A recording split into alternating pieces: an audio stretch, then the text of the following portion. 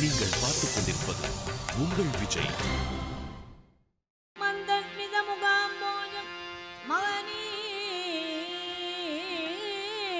குணாநவம் மதுர பாஷிணம் சாந்தம் சர்வபூததயாபரம் பக்தவாத்சல்ய ஜலதிம் பரமானந்த விக்ரகம் ஞானானந்தம் பிரபன்னோஸ்மி நிர்மல ஞான சித்தயே. நான் ஒழிந்து நீயாக வேண்டுமையா, நீயாக வேண்டுமையா. நாதாந்த துய்யனே வேதாந்த மெய்யரே, நாதாந்த துய்யனே வேதாந்த மெய்யரே. நான் ஒழிந்து நீயாக வேண்டுமையா. தானாகி நின்றதை பிரம்மென்று கூறுவா, தானாகி நின்றதை பிரம்மென்று கூறுவா.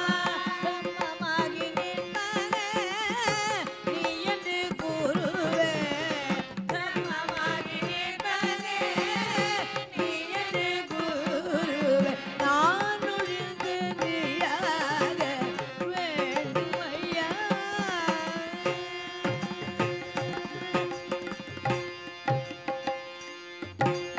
மானாடும் மயிலாடும் ஆட்டத்துக்கள உண்டு, மானாடும் மயிலாடும் ஆட்டத்துக்கள உண்டு. மானாடும் மயிலாடும் ஆட்டத்துக்கள உண்டு, மானாடும் மயிலாடும் ஆட்டத்துக்கள உண்டு. மனமாடும் ஆட்டத்துக்களவே இல்லை, இந்த மனமாடும்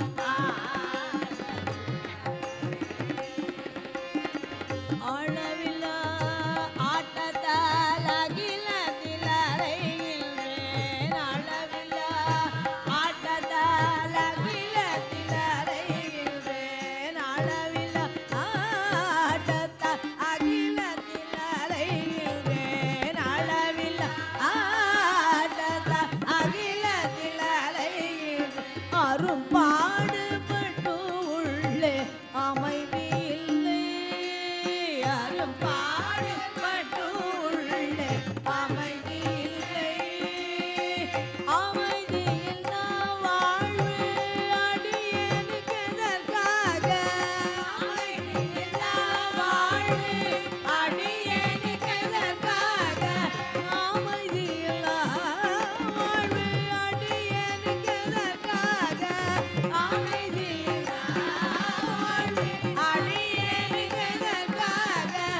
அழித்து விடு எங்கள் ஆணவத்தை, அழித்து விடு எங்கள் ஆணவத்தை. ஆணவம் அழிந்தால்தான் அறிய முடியும் உன்னை, ஆணவம் அழிந்தால்தான் அறிய முடியும் உன்னை. அண்டி வந்தேன் ஞானானந்த வள்ளலே, அண்டி வந்தேன் ஞானானந்த வள்ளலே. நான் ஒழிந்து நீயாக வேண்டுமையா, நாதாந்த துய்யனே வேதாந்த மெய்யரே. நான் ஒழிந்து நீயாக வேண்டுமையா, வேண்டுமையா, வேண்டுமையா. சுதந்திர காலகட்டத்தில் பிரிட்டிஷாருக்கு எதிராக குரல் கொடுத்தால் அதற்கு கடுமையான தண்டனைகள் உண்டு. முசஃபர்பூர் என்கிற ஒரு ஊரில் 2 துரைசானிகள் கொல்லப்பட்டார்கள், வெள்ளைக்கார பெண்மணிகள். கொன்றவர்கள் யாரோ, கொன்ற பழி அரவிந்தர் மேல் சுமத்தப்பட்டது. அரவிந்தருடைய வீர உரைகள் காரணமாக இந்திய மக்கள் சுதந்திரத்திற்காக திரண்டு எழுவதை பார்த்த ஆங்கிலேய அரசாங்கம் எப்படியாவது அரவிந்தரை சிறையில் போட வேண்டும் என்று முடிவு செய்தது. அப்படி முடிவு செய்த போது அதற்கு இந்த பொய் வழக்கை இது பயன்படுத்தி கொண்டது. அரவிந்தர் சிறையில் ஓராண்டு அடைக்கப்பட்டார். அது சிறை அல்ல, அது அரவிந்தர் இருந்த கோயில். 9 அடி நீளம் 6 அடி அகலமுள்ள ஒரு கூண்டு. சாளரங்கள் கிடையாது, வெறும் இரும்பு கம்பிகள் தான். ஒரு ஆன்மீக சிங்கத்தை அந்த கூண்டில் அடைத்து வைத்திருந்தார்கள். அரவிந்தர் ஓரிரு நாட்கள் யோசனையில் ஆழ்ந்தார். மெல்ல மெல்ல கண்ணனுடைய திட்டத்தை புரிந்து கொண்டார். வெளியே இருந்தால் ஏராளமான பேர் அலுவல்கள் வரும். முற்றிலும் கண்ணன் தன்னையே நாம் நினைக்க வேண்டும் என்று முடிவு செய்துதான் இந்த சிறைவாசத்தை அருளி இருக்கிறான். இது ஒரு அருட்கொடை என்பதாக அவர் உணர்ந்தார். சிறையில் தவம் செய்ய தொடங்கினார். சூட்சும உருவில் ராமகிருஷ்ண பரமஹம்சரும் விவேகானந்தரும் அவருக்கு வந்து, இன்னின்ன வகையில் நீ தவம் செய், இன்னின்ன பயன்கள் உனக்கு கிடைக்கும் என்று இந்த யோகத்தை கற்றுக் கொடுத்தார்கள். அந்த யோகத்தை கற்றுக்கொண்டு நாள்தோறும் நாள்தோறும் நாள்தோறும் கிருஷ்ண சிந்தனையிலேயே ஆட்பட்டு கிருஷ்ணனையே எண்ணி அவர் வாழ்ந்தார். ஒரு நாள் அதிகாலை கண்ணனையே நினைத்து, கண்ணன் நாமத்தையே ஜபித்து, கண்ணன் உணர்வோடே வாழ்ந்து அவர் அதிகாலை எழுந்திருக்கிறார். அந்த சிறை கம்பிகள் ஒவ்வொன்றும் கிருஷ்ணராக அவரை பார்த்து சிரிக்கின்றன. ஒவ்வொரு கம்பியும் ஒவ்வொரு கிருஷ்ணர், ஒல்லியான கிருஷ்ணர். இடுப்பில் கை வைத்துக் கொண்டு அந்த கம்பிகள் சிரிக்கின்றன கிருஷ்ணனாக. அவருக்கு ஆச்சரியம். அந்த கிருஷ்ண தரிசனத்தை பார்த்து பரவசம் அடைகிறார். அந்த சிறைக்கு இருந்த வார்டன் ஸ்ரீ அரவிந்தருடைய திருமுகத்தை அடிக்கடி பார்ப்பவர்.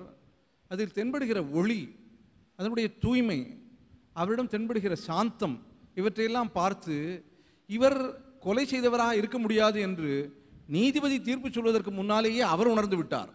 ஆகையால் அவர் சொல்கிறார், நீர் எங்கேயும் தப்பிச் செல்லப் போவதில்லையே, மாலை நேரங்களில் நான் சிறைக்கதவை திறந்து விடுகிறேன், ஏன் இந்த கூண்டிற்குள்ளேயே அடைபட்டு கிடக்கிறீர்கள், 1 மணி நேரம் 2 மணி நேரம் உலாவுங்கள் என்று அவர் சொல்கிறார். அரவிந்தர் சிரித்தவாறே உலாவுகிறார். அங்கே ஒரு மரம் இருக்கிறது, ஆலமரம். என்ன ஆச்சரியம்! அந்த மரத்தின் ஒவ்வொரு இலையும் சின்ன சின்ன கிருஷ்ணர்களாக தொங்கிக் கொண்டிருக்கின்றன. ஒவ்வொரு இலையிலும் ஒரு மயில் பீலி, ஒவ்வொரு இலையிலும் ஒரு புல்லாங்குழல், ஒவ்வொன்றும் கிருஷ்ணர்கள் காய்த்து தொங்குகிற மாதிரி இலைகள் தொங்குகின்றன. கீழே எறும்பு கூட்டம் வரிசை வரிசையாக செல்கிறது. வியப்போடு அந்த எறும்புகளை பார்க்கிறார். அந்த ஒவ்வொரு எறும்பும் கிருஷ்ணனாக இருக்கிறது. சின்ன சின்ன குட்டி குட்டி கிருஷ்ணர்கள். ஒவ்வொரு எறும்பின் தலையிலும் ஒரு மயில் பீலி. பார்க்க பார்க்க அவருக்கு பரவசம் எழுகிறது.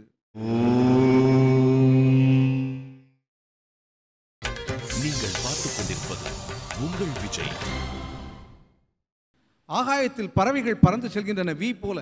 அந்த பறவைகளை பார்க்கிறார். எல்லாம் சின்ன சின்ன கிருஷ்ணர்கள் ரெக்கை முளைத்து பறந்து கொண்டிருக்கிறார்கள். என்ன அழகாக கிருஷ்ணர்கள் பறக்கிறார்கள், என்ன அழகாக கிருஷ்ணர்கள் ஊர்ந்து செல்கிறார்கள், என்ன அழகாக கிருஷ்ணர்கள் மரங்களில் தொங்குகிறார்கள் என்றெல்லாம் அவர் அனுபவிக்கிறார். இந்த சிறைக்குள் இருந்து அவர் நினைத்து நினைத்து நினைத்து மகிழ்கிறார். காணுமிடமெல்லாம் கிருஷ்ணரே என்பதை அவர் உணர்ந்து கொள்கிறார். ஒரு நாள் அந்த சிறையில் கம்பீரமாக கிருஷ்ணன் வந்து அவர் முன்னால் அமர்கிறான். அவர் தோளை தட்டுகிறான். அவர் திரும்பி பார்க்கிறார். மகனே, உனக்கு நான் கீதை சொல்ல வேண்டாமா என்று கிருஷ்ணர் கேட்கிறார். கீதையை நேரில் கேட்டவர்கள் 2. நேரில் முதலில் கேட்டவர் அர்ஜுனன், 2வது கேட்டவர் அரவிந்தர். நேரில் முதலில் சொன்னபோது நடந்தது பாரத போர், 2வது அரவிந்தருக்கு சொன்னபோது நடந்தது சுதந்திர போர். நேரில் முதலில் சொன்னபோது கண்ணன் விஸ்வரூப தரிசனம் கொடுத்தான். 2ஆம் முறை அரவிந்தருக்கு சொன்னபோது கண்ணன் விஸ்வமெல்லாம் கண்ணன் என்று அனைத்தும் தானாக தரிசனம் கொடுத்தான். இந்த தரிசனத்தை அவர் அனுபவித்தார். அந்த கீதையை அவர் கேட்டார். பரவசத்தில் அவர் ஆழ்ந்தார். ஆனந்த கண்ணீர் பெருகியது. அவரோடு அதே கொலை வழக்கில் கைதானவர்கள் மொத்தம் 37 பேர். எல்லோர் மேலும் ஏதேதோ குற்றச்சாட்டுகள். அதில் உபேந்திரநாத் பந்தோபாத்யாயா என்கிற ஒரு மனிதன் இருந்தான். அவனுக்கும் தண்டனை வழங்கப்பட்டிருந்தது. சக கைதி அவன். அவன் நாள்தோறும் இந்த அரவிந்தரை பார்த்து கொண்டே இருந்தான். அவருடைய தலை, அரவிந்தரின் தலை முடி மினுமினுவென்று இருந்தது. தினந்தோறும் தேங்காய் எண்ணெய் தடவி பராமரிப்பவர் தலை போல் இருந்தது. சிறையில் தேங்காய் எண்ணெய்க்கு வாய்ப்பில்லை. மற்றவர் தலையெல்லாம் சிக்கு பிடித்து கிடந்தது. அப்போது அந்த உபேந்திரநாத் அரவிந்தரிடம் கேட்டான், சாமி, உங்களுக்கு யாரோ ரகசியமாக எண்ணெய் கொண்டு வந்து கொடுக்குறாங்கன்னு நினைக்கிறேன், அது எங்கிருந்து எப்படி கிடைக்குது சொல்லுங்க என்று அவன் கேட்டான். அதற்கு அரவிந்தர் சொன்னார், எனக்கு யாரும் எண்ணெய் கொண்டு வந்து கொடுக்கவில்லை, கண்ணன் என்னை கவனித்துக் கொள்கிறான் எல்லா வகையிலும், நான் கண்ணனையே நினைத்திருக்கிறேன் இல்லையா, ஆகையால் காற்றிலிருந்து இந்த தலைமுடி அதற்கு தேவையான சக்தியை எடுத்துக்கொள்கிறது போல, தாவரங்கள் காற்றிலிருந்து உணவு தயாரிப்பது மாதிரி தலைமுடி காற்றிலிருந்தே அதற்கு தேவையான உணவை எடுத்துக்கொண்டு வளமாக இருக்கிறது என்று நினைக்கிறேன் என்று அரவிந்தர் சொல்கிறார். அவன் ஆச்சரியப்படுகிறான். அவன் ஒரு சுயசரிதை எழுதியிருக்கிறான். அந்த சுயசரிதையில் இந்த தகவலை அவன் பதிவு செய்திருக்கிறான். என்னுடன் இருந்த ஒரு சக கைதி பெரிய மகானாக இருக்க வேண்டும், அவருடைய தலைமுடி மினுமினுவென்று இருந்தது, கேட்டதற்கு இப்படி ஒரு விளக்கம் சொன்னார் என்று அந்த உபேந்திரநாத் பந்தோபாத்யாயா ஒரு சுயசரிதையில் வங்காளியில் பதிவு செய்திருக்கிறான். அந்த புத்தகம் அலைகள் வெளியீட்டகத்தின் மூலமாக கல்கத்தா சு கிருஷ்ணமூர்த்தி என்கிற எழுத்தாளர் எழுதி தமிழில் இப்போது கிடைக்கிறது. நான் ஏற்கனவே சொன்னது மாதிரி இன்று இந்த உரையில் அரவிந்தரை பற்றி சொல்லப்படுகிற எல்லா தகவல்களும் 100% உண்மையானவை, கற்பனை கலப்பற்ற வரலாற்று உண்மைகள். அப்படி கிருஷ்ண தரிசனம் கிடைத்து கிருஷ்ண பக்தியில் தோய்ந்து கிருஷ்ணமயமாக அவர் வாழ்ந்து வருகிற அந்த காலகட்டத்தில் நீதிமன்றத்தில் வழக்கு நடக்கிறது. சித்தரஞ்சன் தாஸ் என்பவர் அரவிந்தருடைய வழக்கறிஞராக வாதம் செய்ய ஆஜராகிறார். நார்டன் துரை என்பவர் அரசு தரப்பு வழக்கறிஞராக ஆஜராகிறார். எல்லாவற்றையும் நீதிமன்றம் பார்த்து கொண்டிருக்கிறது. சித்தரஞ்சன் தாஸ் ஒரு நாள் அரவிந்தரிடம் வருகிறார். நீங்கள் கொலை செய்யவில்லை என்பதற்கு ஏதேனும் ஆதாரங்கள் இருந்தால் கொடுங்கள், நான் அதை வைத்து வாதிடுகிறேன் என்கிறார். அரவிந்தர் ஒரு காகிதத்தையும் பேனாவையும் எடுத்து எழுதலாம் என்று எண்ணுகிறார். யோசித்து பார்க்கிறார், இது என்ன பைத்தியக்காரத்தனம்? கிருஷ்ணன் நம்மை காப்பாற்றுவான் என்று முடிவு செய்து விட்டால் இந்த குறிப்புகளால் என்ன லாபம்? எனவே காகிதத்தை கிழித்து போடுகிறார். நீ நினைத்தபடி வாதாடு என்று சொல்லி விட்டு விடுகிறார். மகாத்மா காந்தி எத்தனையோ அற்புதமான பொன்மொழிகளை உதிர்த்திருக்கிறார். அவர் உதிர்த்த பொன்மொழிகளெல்லாம் தலையாய பொன்மொழி யார் நாஸ்திகன் யார் ஆஸ்திகன் என்பது பற்றியது. எவனொருவனாவது ஒரு துளியேனும் கவலைப்படுவானாகில் அவன் நாத்திகனே என்கிறார் மகாத்மா காந்தி. உண்மையான கடவுள் நம்பிக்கை இருப்பவர்கள் எதற்கும் கவலை கொள்ளக்கூடாது. கடவுளின் சரணார விந்தங்களில் நம்முடைய அத்தனை கவலைகளையும் விட்டுவிட்டு நாம் நிம்மதியாக இருக்க வேண்டும் என்கிறார் காந்தி. அந்த பக்குவ நிலைக்கு அரவிந்தர் வந்து விட்டார். நீதிமன்றத்தில் இறுதி தீர்ப்பு வருகிற நாள் அவரை அழைத்து செல்கிறார்கள். அவர் ஆனந்த பரவசத்தில் தோய்ந்தவராக கண்ணனை பற்றிய சிந்தனையோடு அந்த நீதிமன்றத்தில் கால் வைத்து உள்ளே செல்கிறார். நீதிபதியை பார்க்கிறார். என்ன ஆச்சரியம்! நீதிபதி உடையில் கண்ணன் சிரிக்கிறான். நீதிபதி தலையில் ஒரு மயில்பீலி. அடடே, சித்தரஞ்சன் தாஸ் உங்களுக்கு தெரியுமா? எனக்காக வழக்காட வந்திருக்கிறீர்களே, நீதிபதியே என் கண்ணன் தான் என்று சொல்வதற்காக திரும்பி சித்தரஞ்சன் தாஸை பார்க்கிறார். இது என்ன ஆச்சரியம்! சித்தரஞ்சன் தாஸ் கண்ணனாக நிற்கிறார். சித்தரஞ்சன் தாஸுடைய முகம் இருக்கிறது, அவருடைய உடை இருக்கிறது. ஆனால் அவர் தலையில் மயில்பீலி, அவர் கையில் புல்லாங்குழல். பொதுமக்கள் ஏராளமான பேர் கூடியிருக்கிறார்கள். இத்தனை பேரும் ஸ்ரீ அரவிந்தருடைய வழக்கை என்ன முடிவு என்று தெரிந்து கொள்வதற்காக கூடியிருக்கிறார்கள் என்று ஆச்சரியத்தோடு பார்க்கிறார். ஒவ்வொருவரும் கண்ணனாக நிற்கிறார்கள். அவர் பேரானந்தத்தில் திளைக்கிறார். எல்லோரும் எதிர்பார்த்தபடி நீதிமன்றம் அவரை விடுதலை செய்கிறது. விடுதலை செய்த பிறகு கொஞ்ச நாளில் உத்தர்பாரா என்ற இடத்தில் அவரை பேச அழைக்கிறார்கள். இந்த உத்தர்பாரா சொற்பொழிவு என்பது நம்முடைய ஆன்மீக வரலாற்றில் மிக முக்கியமான ஒரு சொற்பொழிவு. உத்தர்பாராவிற்கு அவர் செல்கிறார். மக்கள் ஆயிரக்கணக்கில் கூடியிருக்கிறார்கள். அரவிந்தர் என்கிற ஒரு பெருமகன் பேச வந்திருக்கிறார். ஓராண்டுக்கு பிறகு பேசுகிற முதல் பேச்சு. சுதந்திர போராட்ட காலத்தில் ஆயிரக்கணக்கான மக்களுக்கு எழுச்சி ஊட்டிய பேச்சாளர். அவருடைய பேச்சால் கவரப்பட்ட ரசிகர்களெல்லாம் வந்திருக்கிறார்கள். அமைதி எங்கும் தவழ்கிறது. அவர் அழுத்தம் திருத்தமாக ஆணித்தரமாக ஒலிபெருக்கியில் அறிவிக்கிறார், நான் சிறையில் கண்ணனை கண்டேன். கண்ணன் எனக்கு சிறையில் கீதையை போதித்தான். கண்ணனை நேரில் காணும் பாக்கியம் எனக்கு கிடைத்தது என்று அவர் ஒலிபெருக்கியில் அறிவிக்கிறார். மக்கள் திகைத்து போய் அமர்ந்திருக்கிறார்கள். கலியுகத்தில் நம் கண்ணெதிரே ஒருவர், நாம் காண வாழ்கிற ஒருவர் கண்ணனை கண்டதாக சொல்கிறார். அவர் முகத்தில் உண்மை தாண்டவமாடுகிறது. அவருடைய பக்தி பரவசத்தை புரிந்து கொள்ள முடிகிறது. மறுநாள் பத்திரிகைகள் எல்லாம் அதை வெளியிடுகின்றன. ஓராண்டு சிறைக்கு பிறகு முதல் முறையாக வெளியே வந்த ஸ்ரீ அரவிந்தர் உத்தர்பாராவில் பிரசங்கம் செய்தார். கண்ணனை நேரில் சிறைக்குள் தான் கண்டதாக அவர் அறிவிக்கிறார் என்று பத்திரிகைகள் வெளியிட்டன. அந்த காலத்தில் இதெல்லாம் முக்கியமான செய்தி. மகாகவி பாரதியார் என்று நினைவு தினம் காண்கிறோமே, அந்த மகாகவி பாரதியார் புதுச்சேரியில் தலைமறைவு வாழ்க்கை நடத்தி வந்தார். ஆகையால் அவர் புதுச்சேரியை விட்டு வேறு எந்த இடத்திற்கும் வர முடியாத ஒரு சூழல். அவருக்கு இந்த பத்திரிகைகள் போகின்றன. பத்திரிகைகளை பிரித்து பார்க்கிறார். அவர் அரவிந்தர் கண்ணனை நேரில் கண்டார். அவருக்கு நம்ப முடியவில்லை. அறிவு ஜீவிகள் சுலபத்தில் எதையும் நம்புவதில்லை. நம்புவதற்கு ஆதாரம் தேடி பிறகு நம்புகிறார்கள், முழுமையாக நம்புகிறார்கள். அவர் யோசிக்கிறார், சுதந்திர காலகட்டத்தில் நமது சுதந்திர வீரர்கள் பலரும் கிருஷ்ண பக்தர்களாகத்தான் இருந்தார்கள். ராமபக்தராக இருந்த ஒரே ஒருவர் அத்தனை வீரர்களுக்கும் தலைவராக விளங்கிய மகாத்மா காந்தி ரகுபதி ராகவ ராஜாராம் என்று ராமபக்தி பாடல் இசைத்தார். மற்ற ஏராளமான பேர் கிருஷ்ண பக்தர்களாகத்தான் இருந்தார்கள். அதற்கு காரணம், இவர்கள் நம்முடைய தாய்நாடு நமக்கு வேண்டும் என்பதற்காக போரிட்டவர்கள். ராமன் தன்னுடைய தாய்நாட்டை கூட தம்பிக்கு போனால் போகட்டும் என்று விட்டுக் கொடுத்தவன். எனவே ராமன் மேல் இவர்களுக்கு ஒரு கவர்ச்சி வரவில்லை.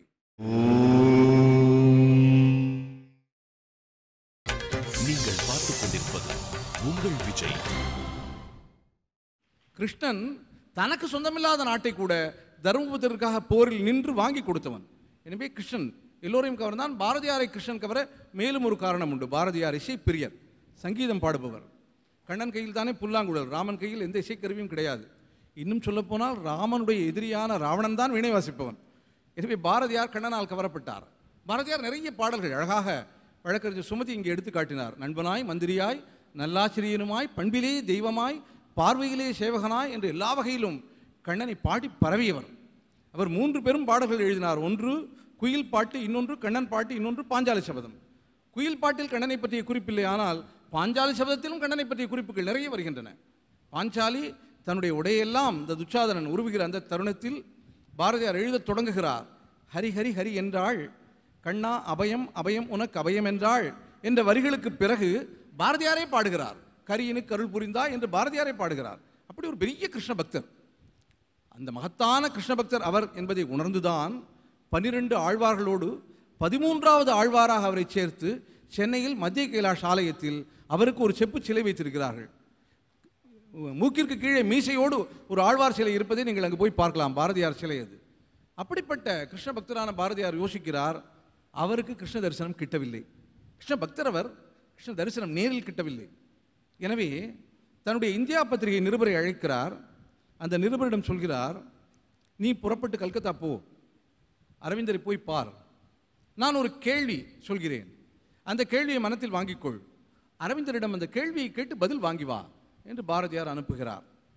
பாரதியார் சொன்ன அந்த கேள்வியை மகாபிரசாதம் போல மனத்தில் வாங்கி கொண்டு அந்த நிருபர் புறப்படுகிறார். பாரதியார் நேரில் போக முடியாது, தலைமறை வாழ்க்கை.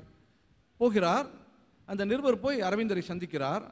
ஸ்ரீ அரவிந்தருக்கும் பாரதியாருக்கும் அப்போது நேரடி பரிச்சயம் இல்லை. ஆனால் மகாகவியை பற்றி இந்தியா முழுவதும் பேசத் தொடங்கியிருந்த காலகட்டம் தான் அது. மகாகவி பாரதியாரா, சொல் என்ன கேள்வி என்று கேட்கிறார் அரவிந்தர். பாரதியாரின் கேள்வி அந்த நிருபர் கேட்கிறார், சுவாமி, ஸ்ரீ கிருஷ்ண பகவானை கனவில் கண்டு நனவிலேயே கண்டதாக கருதி மயங்கி நனவில்தான் கண்டேன் என்று சொன்னாலும் அதில் தவறொன்றும் இல்லை. எனவே நீங்கள் கண்ணனை கண்டது அப்படி கனவில் தானே? இதுதான் பாரதியாருடைய கேள்வி. அந்த கேள்விக்கு அரவிந்தர் பதில் சொல்கிறார், அப்படி அல்ல, நேரில் கண்டேன், நிஜத்தில் கண்டேன், உன்னை பார்ப்பது போல் பார்த்தேன், தொட்டு பார்த்தேன், தடவி பார்த்தேன், புல்லாங்குழலால் கண்ணன் என்னுடைய இந்த தோளில் தட்டினான் என்று அரவிந்தர் பதில் சொல்கிறார். அந்த பதிலை வாங்கி கொண்டு பாருங்கள். ஒரு கேள்வியை கேட்டு பதில் பெறுவதற்காக ஒருவனை கப்பலில் அனுப்புகிறார் பாரதி. அந்த பதிலோடு அவன் புறப்பட்டு பாரதியை சந்திக்கிறான். அதற்கு மேல் பாரதியார் ஒரு கேள்வி கேட்கிறார். அதற்கும் அந்த நிருபர் பதில் சொல்கிறார். அந்த விஷயத்தை இந்தியா பத்திரிகையில் பாரதியார் எழுதுகிறார். கண்ணனை கண்டதாக ஸ்ரீ அரவிந்தர் சொன்னபோது அவருடைய திருமுகம் எப்படி இருந்தது என்று நம் நிருபரை யாம் கேட்டோம். கண்ணனையே, கடவுளையே நேரில் கண்ட மனிதனுடைய முகத்தில் தென்பட வேண்டிய பரிபூரண அடக்கம் ஸ்ரீ அரவிந்தர் திருமுகத்தில் தென்பட்டதாக நிருபர் சொன்னதால் அரவிந்தர் கண்ணனை கண்ட சித்த புருஷர் என்று நாம் முடிவு செய்தோம் என்று பாரதியார் அறிவிக்கிறார். அப்படி நம்முடைய சமகாலத்தில் சற்று முன்னால் வாழ்ந்த அந்த பெருமகன் அரவிந்தர் ஸ்ரீ கிருஷ்ண தரிசனத்தை நேரில் பெற்றார் என்பது அவருடைய வாழ்க்கையில் கிடைக்கிற ஒரு அற்புதமான செய்தி. பிறகு அரவிந்தர் பாண்டிச்சேரி வருகிறார். அந்த காலகட்டத்தில் பாலகங்காதர திலகர் கிருஷ்ண பக்தராக இருந்தார், கீதையை மொழிபெயர்த்தார். மகாத்மா காந்தி கீதையை மொழிபெயர்த்தார். பாரதியார் கீதையை மொழிபெயர்த்தார். வினோபா கீதைக்கு உரை எழுதி கீதை கதைகள் எழுதினார். எல்லோருமே கிருஷ்ண பக்தியால் கவரப்பட்டிருந்தார்கள். திலகரை ஆங்கிலேய அரசாங்கம் கைது செய்து 6 ஆண்டுகள் சிறையில் அடைத்தது. அப்படி அடைத்த அந்த செய்தியை வானொலியில் கேட்ட திலகரின் மனைவி சத்யபாமா 6 ஆண்டுகள் கணவரை பிரிந்து என்னுடைய 3 பெண் குழந்தைகளை எப்படி வளர்ப்பேன் என்ற துயரத்தில் அன்றிரவே காலமாகிவிட்டாள். சுதந்திர தியாகிகள் செய்த தியாகங்கள் நமக்கு தெரிகின்றன.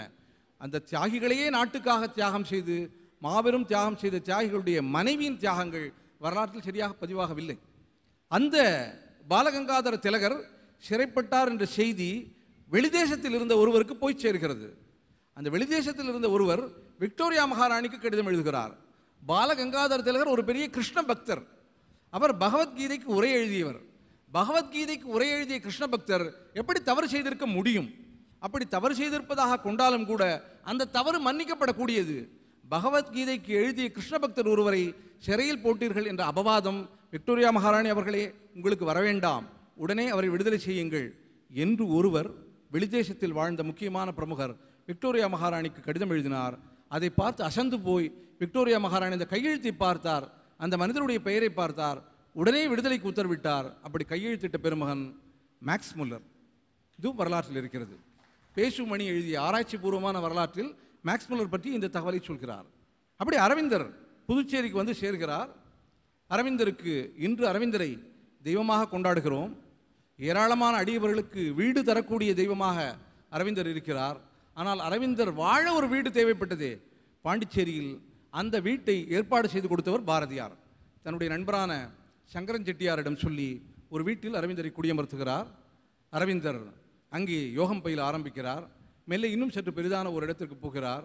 அரவிந்தருடன் கிருஷ்ண பக்தியில் திளைத்து யோகம் பயின்றவர்கள் மகாகவி பாரதியார், வாவேசு ஐயர், அக்ரஹாரத்தில் பிறந்த அதிசய பிறவி என்று சொல்லப்படுகிற அறிஞர் வாராவும் கொஞ்ச நாள் அங்கே இருந்திருக்கிறார். அக்ரஹாரத்தில் பிறந்த அதிசய பிறவி வாரா நாத்திகர் என்கிற ஒரு கருத்து பரவலாக பிரச்சாரம் செய்யப்பட்டிருக்கிறது. ஆனால் அது முழு உண்மை அல்ல. வாரா தன்னுடைய இறுதி காலத்தில் முருகா முருகா முருகா என்று சொல்லிக் கொண்டிருந்தார். அவருக்கு கால் உடைந்து விட்டது. கால் உடைந்த போது அழகிரிசாமி அவரை போய் பார்க்கிறார். பார்க்கிற போது, என்ன நீங்கள் பிரபல நாத்திகர் என்கிறார்கள், முருகா முருகா என்கிறீர்கள் என்று கேட்டிருக்கிறார்.